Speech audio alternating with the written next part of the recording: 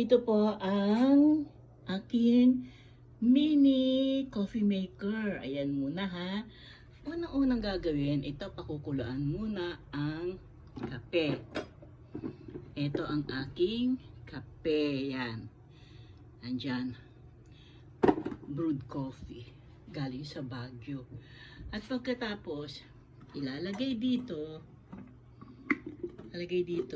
At ipipress. No? Ipipress yan.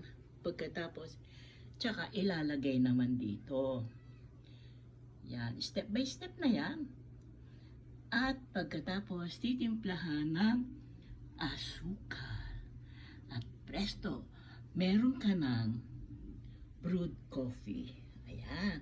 Eto, kumukulo na. Maya-maya ay iinom na tayo ng masarap na kape. Galing sa Baguio. At thank you nga pala dito, Tita Pule. Thank you very much. Po ang kape.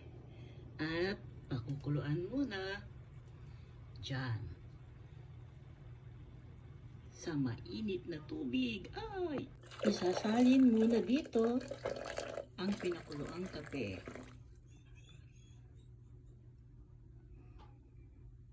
At ipipress na. Ayan. Ay. At ipipress na ng coffee maker. At isasalin na dito sa may filter. Ayan. Sasalin sa may filter. Oh, sarap. Amoy palang grabe. Ayan. Nasasala yung mga residue dyan. Lalagyan na ng brown sugar. Yan.